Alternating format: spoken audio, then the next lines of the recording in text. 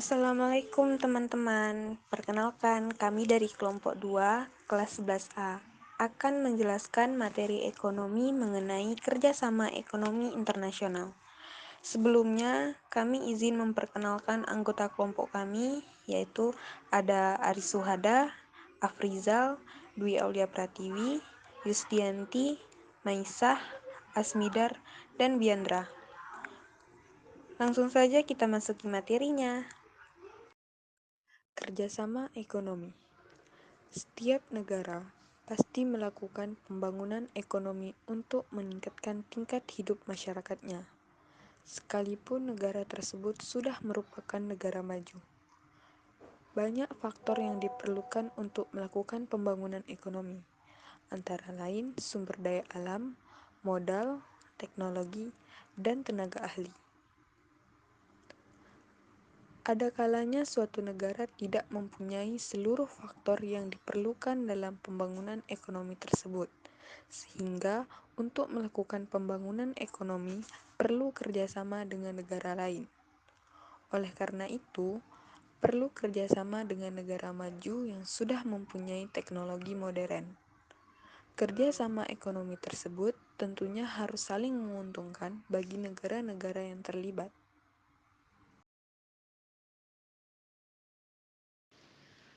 A. Masalah ketenaga kerjaan. Berikut adalah beberapa masalah utama terkait ketenaga kerjaan. Yang pertama yaitu migrasi tenaga kerja. Perpindahan tenaga kerja antar negara atau wilayah dapat menimbulkan masalah terkait regulasi, eksploitasi, dan integrasi di masyarakat. Yang kedua yaitu kesenjangan upah. Kesenjangan upah antara pekerjaan dengan keterampilan dan pendidikan yang berbeda masih menjadi masalah. Hal ini dapat menyebabkan ketidaksedaran dan kemiskinan. Yang ketiga yaitu diskriminasi di tempat kerja. Diskriminasi berdasarkan jenis kelamin, ras, usia, disabilitas, atau faktor lainnya masih terjadi di banyak tempat kerja, membatasi peluang dan perlakuan yang adil. Masalah-masalah ini membutuhkan perhatian dan upaya dari berbagai pihak, termasuk pemerintah penguasaan, serikat pekerja, dan masyarakat untuk menciptakan lingkungan kerja yang lebih adil, aman, dan produktif. B. Manfaat kerjasama ekonomi internasional. Berikut adalah beberapa manfaat dari kerjasama ekonomi internasional. Yang pertama, yaitu akses pasar yang lebih luas. Kerjasama ekonomi internasional membuka peluang bagi negara-negara untuk mengakses pasar global yang lebih luas. Hal ini memungkinkan pertukaran barang dan jasa secara lebih bebas, serta meningkatkan peluang ekspor bagi produsen domestik. Yang kedua, yaitu peningkatan investasi. Kerjasama ekonomi internasional dapat mendorong arus investasi asing langsung yang masuk ke suatu negara. Investasi asing dapat membawa modal, teknologi baru, dan keterampilan manajerial yang dapat meningkatkan pertumbuhan ekonomi negara tuan rumah. Yang ketiga, yaitu transfer teknologi. Kerjasama ekonomi internasional memfasilitasi transfer teknologi antar negara. Negara-negara dapat mengakses teknologi baru, peralatan modern, dan praktik terbaik dari negara mitra, yang dapat meningkatkan produktivitas dan daya saing ekonomi mereka. Yang keempat, peningkatan efisiensi. Persaingan yang meningkat akibat liberalisasi perdagangan dan investasi dapat mendorong perusahaan untuk menjadi lebih efisien dalam produk dan operasional mereka. Hal ini dapat meningkatkan produktivitas dan menurunkan biaya, yang pada akhirnya mengutamakan konsumen.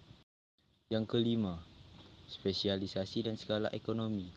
Dengan membuka peluang perdagangan internasional, negara-negara dapat mengkhususkan diri pada produksi barang dan jasa di mana mereka memiliki keunggulan komparatif.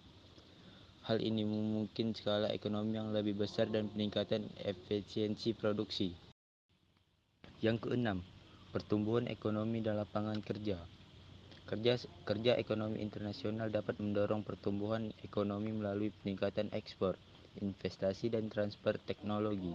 Pertumbuhan ekonomi yang lebih tinggi dapat menciptakan lebih banyak lapangan kerja dan meningkatkan kesejahteraan masyarakat. Namun, manfaat kerjasama ekonomi internasional juga harus diimbang dengan kebijakan dan regulasi yang tepat untuk melindungi kepentingan domestik, mendorong pemerataan manfaat, dan mengurangi potensi dampak negatif seperti eksploitasi sumber daya alam dan tenaga kerja. C. Bentuk-bentuk kerjasama ekonomi internasional. Berikut adalah bentuk-bentuk kerjasama ekonomi internasional berdasarkan jenisnya. Pertama, kerjasama ekonomi internasional menurut bidangnya dikelompokkan sebagai berikut. A. Kerjasama bidang keuangan. Negara-negara sedang berkembang sangat memerlukan modal untuk melakukan pembangunan. Kebutuhan modal dapat ditutup dengan meminjam modal dari negara yang sudah maju.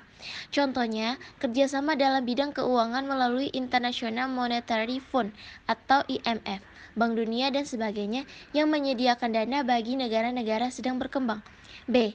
Kerjasama bidang pemburuan.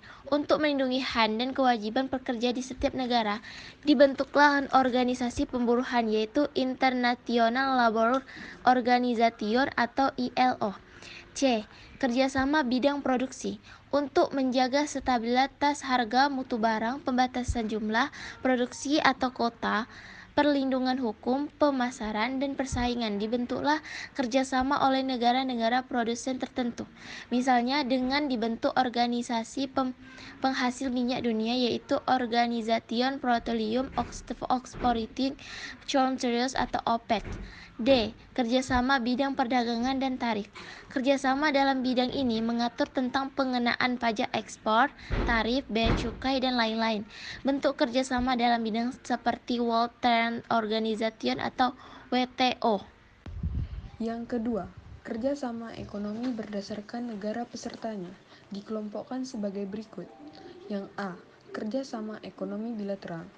Kerjasama ekonomi bilateral merupakan kerjasama ekonomi yang dilakukan oleh dua negara, misalnya Indonesia dengan Korea Selatan, Indonesia dengan Australia, Belanda dengan Jerman, dan sebagainya. Yang B. Kerjasama multilateral. Kerjasama ekonomi multilateral merupakan kerjasama ekonomi yang dilakukan antara 3 negara atau lebih.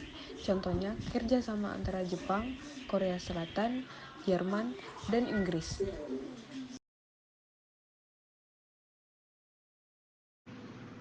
Yang ketiga, kerjasama ekonomi internasional. Menurut letak geografisnya dikelompokkan sebagai berikut. A. Kerjasama ekonomi regional. Kerjasama ekonomi regional merupakan kerjasama yang dilakukan oleh negara-negara yang tergabung dalam satu kawasan tertentu, misalnya ASEAN dan APEC. B. Kerjasama antara regional. Kerjasama ekonomi antara regional merupakan kerjasama ekonomi yang dilakukan oleh kelompok-kelompok negara di kawasan yang lain. Misalnya, kerjasama antara negara-negara ASEAN dengan Masyarakat Ekonomi Eropa (MEE). C. Kerjasama ekonomi internasional. Kerjasama ekonomi internasional merupakan kerjasama yang melibatkan negara-negara di dunia tanpa dibatasi oleh region-region tertentu. Misalnya, Bank Dunia United Nations Development Bank UNDP, International Labour Organization ILO, dan sebagainya. Apa ada yang ingin ditanyakan? Silakan angkat tangan. Terima kasih.